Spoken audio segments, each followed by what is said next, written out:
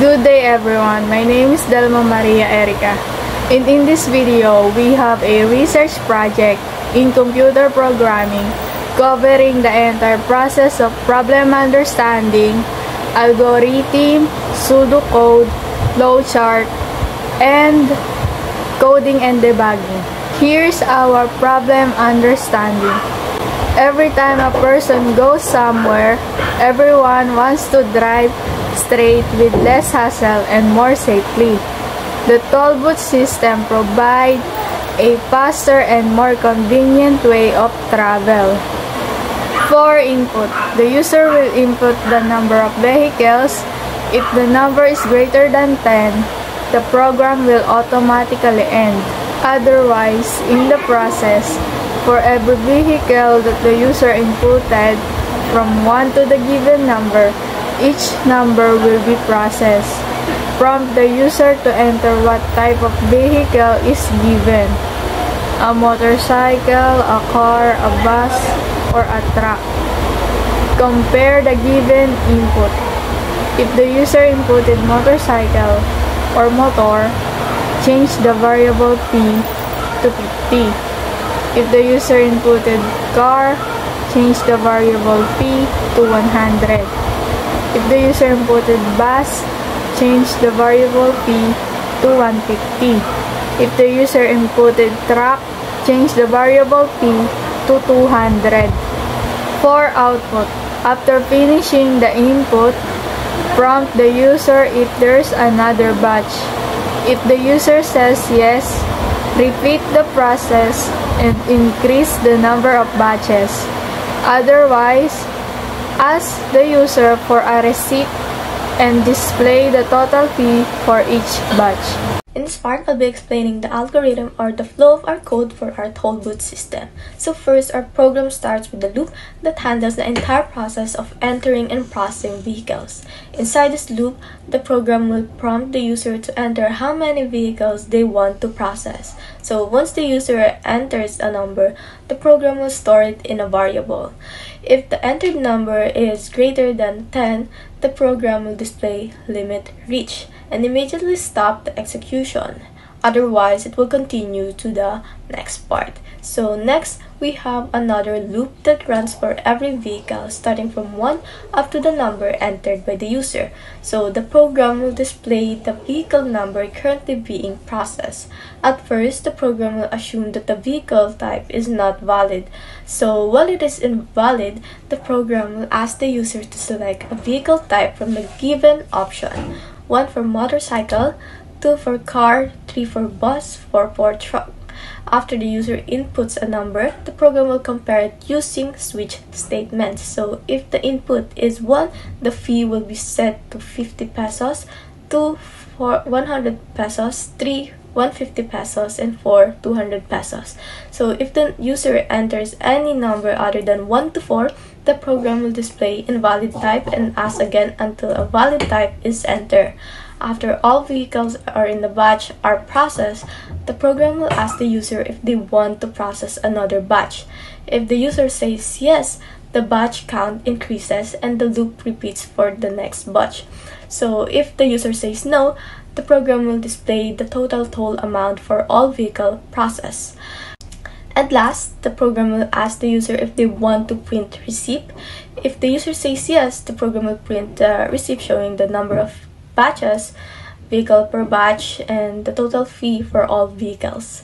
If the user says no, the program will simply display "Thank you for using the booth." Hi everyone, today let's tackle about the pseudocode that handles vehicle type and assign fees based on vehicle types. First, the program prompts the user to enter the number of vehicles. If the number is greater than 10, it directly displays limit reached. This acts as a limit to prevent too many entries. If the number is 10 or less, it proceeds to display the vehicle numbers accordingly. Next, the program enters a loop to validate the type of vehicles entered. It keeps asking until the user provides a valid input. It uses a compare to case structure to determine the appropriate fees based on the vehicle type provided. Using default, if the user enters anything else, it shows invalid type and repeats the prompt. Next, the program will display the vehicle fee, which shows how much each vehicle needs to be paid or paid.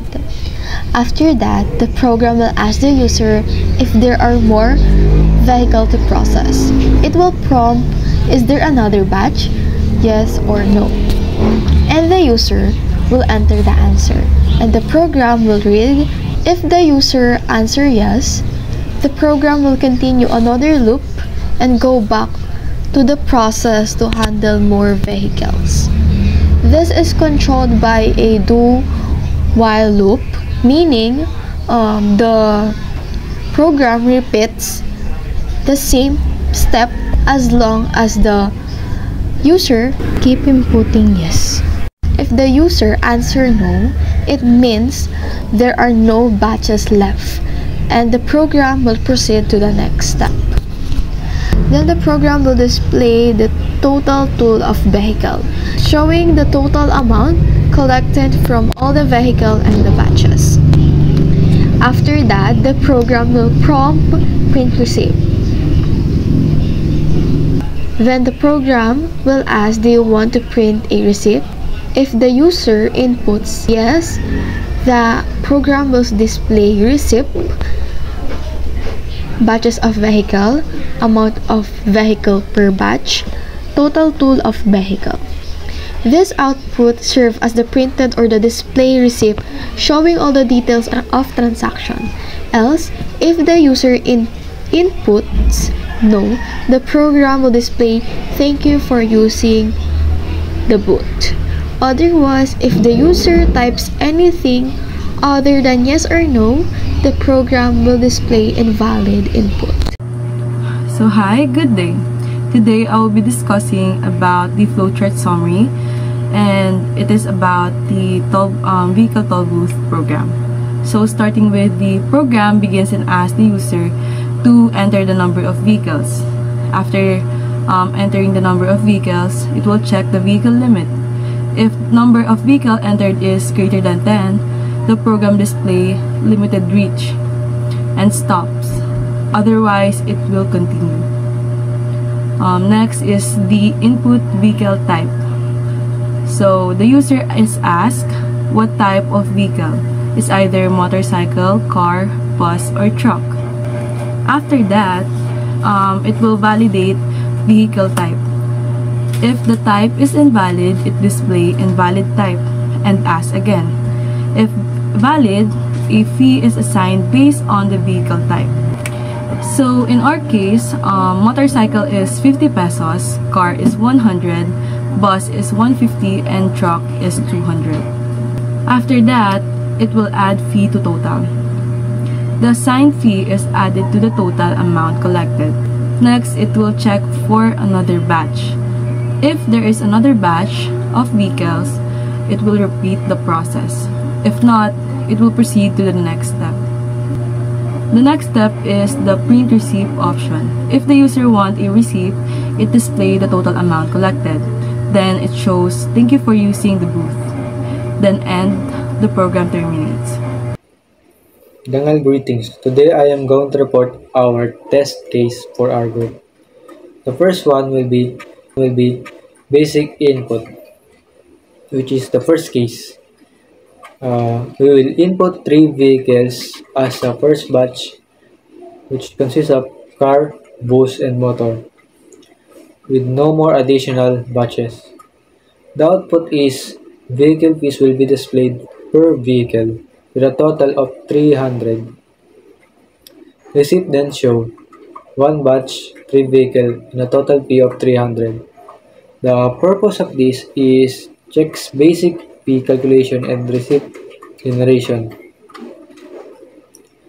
For the second case, multiple batches, the input will be the first batch will have 3 vehicles, car, bus, motor. For the second batch, we'll have 2 vehicles, motor and car. The output will be vehicle fees will be displayed per vehicle. The batch 1 will have 150 and batch 2 will have 700 total, with a grand total of 850. The receipt shows 2 batches with vehicle count per batch. The purpose of this is test handling multiple batches and accumulating totals. The test case 3. Invalid vehicle type input. The input will be two vehicles, car, jeep. Jeep is an invalid variable, which then will be printed as invalid type and prompts again until valid input. Then the user will then input bus, will then prompts again with a valid input with a total of 250, then prints thank you for using the boot. The purpose of this is check input validation and loop retrieve. For the test case 5, 0 or negative input. 0 or negative 3 vehicles. The output will be invalid number of vehicles, as 0 is or negative 3 is invalid. The purpose of this is validates number of vehicles is positive. For the test case 6, case insensitive input. Mixed case vehicle names, car which all capital, bus as all lowercase, motor, and truck which consists of all capital. The output will be fits calculated correctly for all vehicles regardless of letter case. The purpose of this confirms program handles different letter cases. For the 7th test is batch continuation. The input will be two vehicles, car, motor. Question: is there another batch? If the answer is yes, output program looks to accept another batch. The purpose of this is test handling of multiple batches. The test case, receive printing option. Input will be 3 vehicles. Answer no to print receipt. The output skips receipt, then prints thank you for using the boot. The purpose of this is check receipt printing option. The test case 9, input skipping check. The input will be number of vehicles entered via next int followed by vehicles names. Output all vehicles. Inputs accepted. No skipping occurs. The purpose of this ensures next line properly clears buffer after numeric input. For the test case, combined/edge case. Batch 1 will have 5 vehicles, motor, bus, jeep, which is invalid, truck, car, and another car. For the second batch, we'll have 2 vehicles, bus and motor. The output will be invalid vehicle prompts appear, then all valid vehicles will be accepted. Total calculated correctly, then receipt shows 2 batches with correct vehicle count and total fees. The purpose of this is test validation, batch handling, and receipt accuracy together. So, yung sa amin naman po ay yung part po namin, yung input, output, and process po. So, kung ano po yung mga naging solution po namin dito sa part po namin. And yung una po ay tinanggal po namin yung break para magpatuloy po yung loop hanggang tama na po yung maging input. And yung input na ginawa po namin ay maaaring itama po ng user. And yung process naman po na ginawa namin ay paulit-ulit hanggang ang process po namin ay maging tama na rin. And yung output po na ginawa namin ay yung wasto na bayarin at yung magiging kabuuan po. And yung sunod naman po ay yung logical na error po. Nagkaroon po ng mali dahil nauna ang kalkulasyon kaysa po ang deprecasyon. And yung naging solusyon po namin dito ay inayos ang pagkakasunod. And yung deprecasyon po muna at bago ang computation. And yung input po ay agad na natukoy ang maling entry po na amin pong ginawa. And yung process po na amin pong ginawa ay tama na po yung naging daloy ng lohika. At ang naging output po, ang last po, ay yung pare-pareho at tama po ang aming mga naging resulta nito. Kaya po, yun po ang ginawa po namin para magpatuloy po yung loop. Tinanggal po namin ang break at inalis po namin yung mga ibang unnecessary na code po. Para sa aming input skipping at buod na konklusyon, ang problema sa input skipping ay nangyayari dahil ang next int opening close parenthesis method ay nag-iiwan ng new line character sa buffer. Dahil dito, ang next line ay lumalakdaw ng input nang hindi naghihintay ng tugon mula sa user. Upang maayos ito, idinagdag ng isang karagdagang .next line pagkatapos ng next int upang linisin ang natitirang input sa buffer. Dahil dito, lahat ng input ay nababasa ng maayos. Ngayon, maayos na tumatakbo ang programa at dahil hindi na nilalaktawan ng mga tugon ng user. Sa input namin, lahat ng input ay nababasa ng maayos. Sa process, hindi na nilalaktawan ng programa ang mga tugon ng user. Para sa aming output, maayos nang lumalabas ang mga prompt kaya mas maganda na rin ang karanasan ng mga user. Para sa aming conclusion, matapos ng lahat ng pag-aayos, mas maayos at tama na ang takbo ng programa. Ang mga error tulad ng maling break, logical na problema at input skipping ay naresolba na. Ngayon, maayos ang daloy mula input hanggang output. Tama ang mga resulta at mas maganda ang karanasan ng user sa paggamit ng programa. Ngayon naman ay pupunta tayo sa Java implementation part ng aming project. Ang una namin gagawin is mag-i-import tayo ng Java scanner. And then, i-declare lang natin yung scanner. As new scanner system.in. And yung next naman natin gagawin is i-identify natin yung input, yung process, pati yung output. Dun sa input natin, ang ilalagay natin sa input is yung user ay maglalagay ng vehicle, gamit ng vehicle amount, kung ilang vehicle, and ilalagay din natin yung vehicle type, kung anong klaseng vehicle ba siya. And then, susunod natin yung batch. Lalagyan natin kung gusto pa mag-proceed ng user ng batch.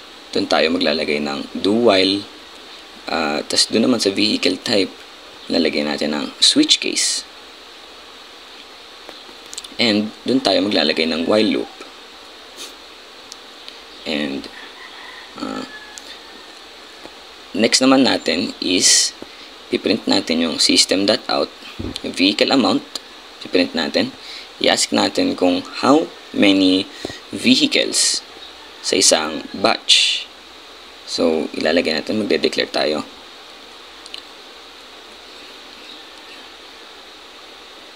I-declare natin yung vehicle amount.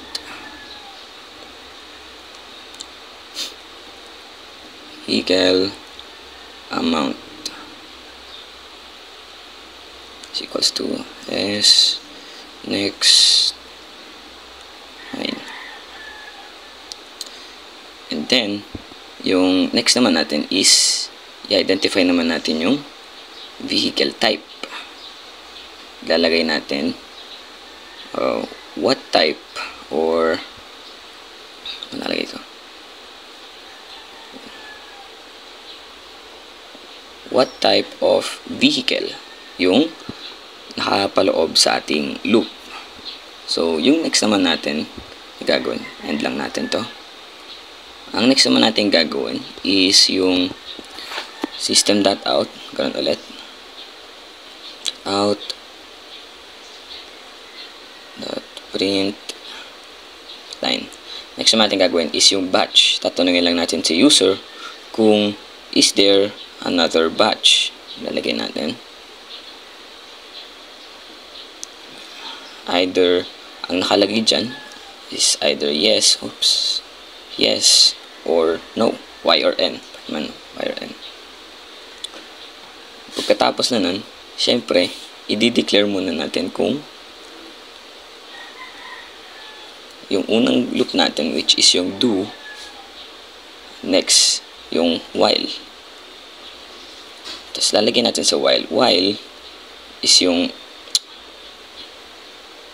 lagyan mo tayo ng variable dito sa may batch. Lagyan natin ng batch. Batch is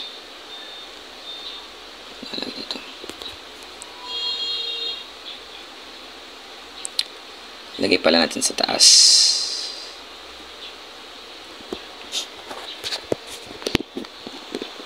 String batch is equals to, again, ito siya empty. Tapos equals s dot next. Titignan natin sa batch kung naka-equal ba siya. Ignore natin yung case. Ignore case. Kung naka-equal siya dun sa tinatanong natin, which is y, na naglalagay na if in-input ni user is y, maglulup yung buong do while natin. Bale, ilalagay muna natin, implement muna tayo ng batch. Doon pala sa vehicles, hindi pala to string, dapat pala to isasama na natin. Vehicle type. Tapos doon naman sa may vehicle amount. Ganito, integer vehicle amount. And lagay natin siya is 0. So, dapat pala integer pala ito, integer. So, next natin gagawin is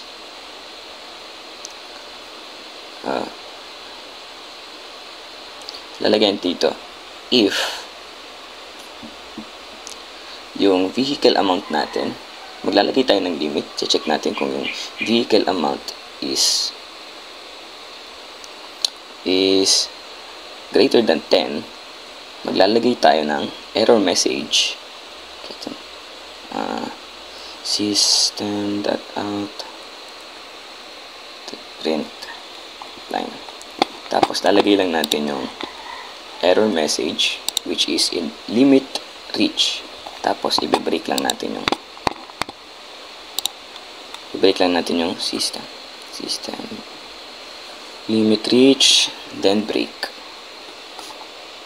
So, pagkatapos na natin yun, ang next naman natin gagawin is gagawa tayo ng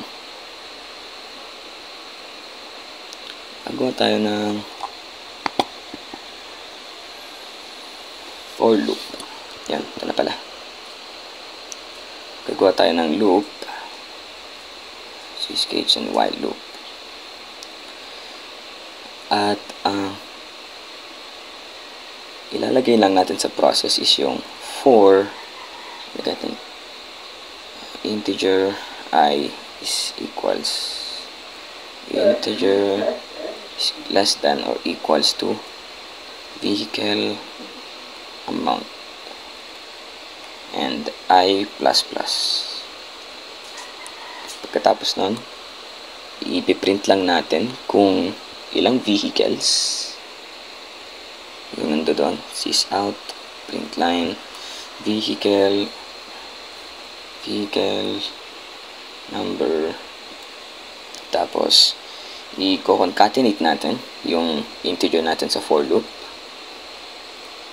Vehicle plus I, it's equals. So next naman natin, ang gagawin naman nating program is yung boolean. Gagawa na tayo ng while loop. Kaya de-declare muna natin yung boolean value na valid vehicle is equals to false. Na kapag nalagay na natin yan, gagawa tayo ng Kuha tayo ng while loop. Kuha tayo ng while loop na i-declare natin, i-invert natin yung value ng boolean, which is valid vehicle. Lagay tayo ng operator na not. Nag-i-invert siya, magiging true. So, pag natapos na natin yung while loop, doon na papasok yung kung anong klaseng vehicle ba siya. Lagyan natin, what type of vehicle muna. Lagyan natin, 1 is for motorcycle. Copy lang natin to. 2 is for car. 3 is for bus. And then 4 is for truck. Tapos i-ask natin si user what type of vehicle. Then lalagay natin yung vehicle type. Vehicle type is na-declare na natin dun sa string, which is nakalagay na empty. Kaya ang lalagay lang natin is system scan next line. End lang natin to. Natapos na tayo dyan sa while loop, doon natin mag-i-implement ng switch case. Sa switch case lang natin is yung vehicle type. I-match lang natin kung ano yung in-input ni user dun sa may matching cases. So, lagyan natin case 1, case 1, case 2, case 3, then case 4. Ayusin lang natin. Case 4. Dun sa may case 1, gagawa tayo ng bagong variable, which is, gagawa tayo ng bagong variable is int fee. Yung total fee ng vehicle natin. So, ang case 1 natin is motorcycle. Equivalent siya sa 50. And then, dun sa may case 2 is 100. Case 3 is 150. Then, lastly, case 4 is 200. And then, dun sa may case natin, maglalagay pa tayo ng value ng boolean natin, which is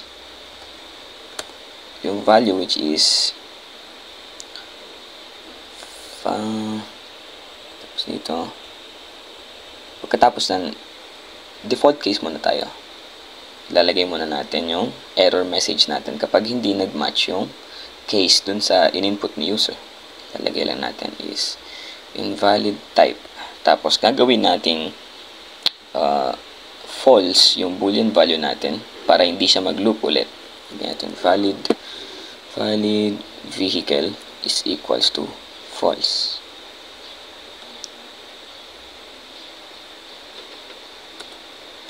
Then nilalagay lang natin, i-break lang natin siya. Break sa case 2, break, tapos dun sa case 1, break. Ang ilalagay ulit natin dun sa case 1 natin is gagawin natin true yung value ng valid vehicle para hindi na siya mag-loop. Valid vehicle is equals to true. Tapos copy lang natin to. Paste. Paste. Paste. Pag natapos na yan,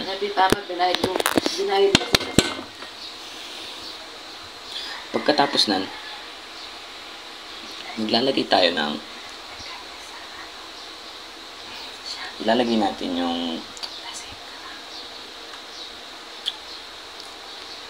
batch system.out.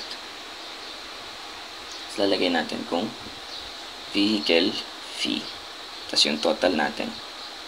Magde-declare pa tayo ng isa pang variable. Pagkatapos na itong vehicle fee, lalagay natin yung fee. Then lagay tayo ng isa pang variable which is total amount. Oops. Total amount is i-declare din natin sa taas. Integer total amount is equals to 0. Ang ilalagay naman natin dito, i-plus natin siya. total amount plus equals to fee para mag-add na siya sa pinaka-total nating amount. Then, ang gagawin naman natin, ililipat natin tong is there another batch dun sa may taas. Tatanggalin natin tong switch case. Tapos na tayo dyan. Ililipat natin to. Check natin kung may isa pang batch na nakalagay is there another batch. Ang in-input lang natin is if yung user na gano sa Y, pwede siyang mag-loop ulit, pwede siyang mag-repeat ng program, pero di pa natin naglalagay yung negative value niya, which is false. Kaya lalagay natin if batch is equals, ignore case lang natin, n, lalagay lang natin dito yung kung gusto ba nila mag-print, yung total muna, total of vehicles. Tapos, kukoncatenate lang natin dun sa may total amount. Titignan lang natin kung pwede ba. Total of vehicles plus total amount. Pag natapos na natin yung concatenation, ang lalagay naman natin is yung receipt. Sys out ulit tayo. Would, lagyan natin dito is print receipt, or would you like to print receipt? Mali pala. Hindi pala spelling to. Would you like to print receipt? Or print receipt na lang. Then lalagay ulit tayo ng scanner. String receipt is equals to s dot next line. Tapos gagawa tayo ng bagong output na nagkasabing if gusto nilang mag-print or yung receipt is nag-equal sa yes, receipt that equals sa yes or y, yes, ignore case ulit natin para di malito, or lalagay tayo sa pang operator dito, or yung receipt na ito is nag-equal sa y para di malito yung user. Ang ilalagay natin dito is yung buong receipt. Ipiprint lang natin yung receipt. System.out print line, copy lang natin. Print receipt. Ilalagay natin sa una yung batches of vehicles. Oops. Concatenate natin. Tapos yung amount of vehicles per batch, and then yung lagyan natin yung total fee, total fee of vehicles. Pag natapos na tayo dun, i-concatenate lang natin yung string sa corresponding niyang variable. Sa batches of vehicles, gagawa pa tayo ng isa pang variable, which is yung dun sa may taas ng a while loop. Lagay tayo ng batch count plus tapos maglalagay din tayo ng batch amount.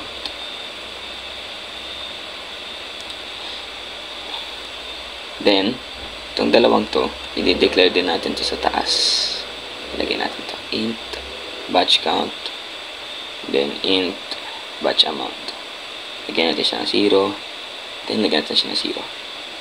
And doon naman tayo sa may baba, yung batch count, mag-add lang tayo ng isa sa kada naglo-loop yung program, mag-add ng isa yung batch count.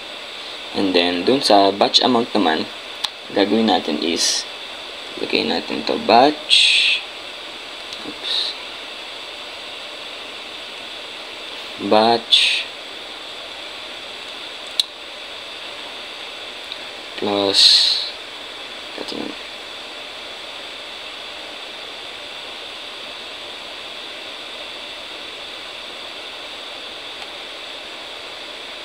batch natin is ano tayo? Kaya natin ito.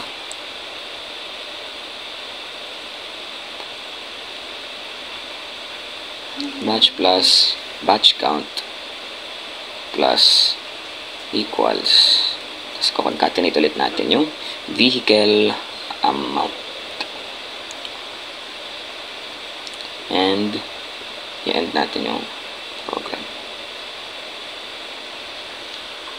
Para hindi tayo malito, maglalagay tayo ng /n para kada batch mag-skip ulit siya ng isang line. Para hindi na siya isang continuous na print. Magpiprint siya by line. Pagkatapos nun, yung next natin gagawin is yung receipt. Batches of vehicles per batch count, amount of vehicles per batch amount, and then the total fee of vehicles, the total amount. Kapag wala naman doon, yung receipt natin nag-equal sa no. Kapag yung user natin in-input niya no dun sa may kung gusto niya print yung receipt, no or n, maglalagay lang tayo ng exit message. It says out. Lagay natin thank you for using the booth. So lastly, pag wala naman doon yung na-input ni user na y or n doon sa may inner loop natin, which is doon sa batch, tatanungin si user kung is there another batch. Pag wala naman doon sa y or n ang nakalagay, ang gagawin natin is nalagay tayo ng error message. This is out, print name, natin invalid input. Invalid input. So, konting mga error lang, konting mga clerical lang, natin sys, lagay natin scan next line. Hindi tayo malito. So, yun na yung buo nating code. Lagyan natin system in. Check lang natin kung ano bang vehicles. Lagyan natin how many vehicles. 3. Dun sa vehicle 1, lagyan natin 2. Vehicle lang, corresponding vehicle fee nung 2 is 100. Same as dun sa 4, which is 200. And then, ilalagay natin type of vehicle 1 sa motorcycle, which is 50. Tinatanong kung is there another batch. Kapag sinagot natin yung yes, pwede tayong i-repeat yung loop. Pwede ulit tayo mag-loop. Kailan ulit? Vehicle 1, vehicle 2, and vehicle 3.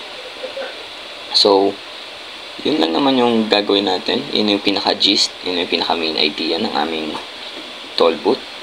And that's all. Thank you. Ay, kali na din. Dili kami uminga.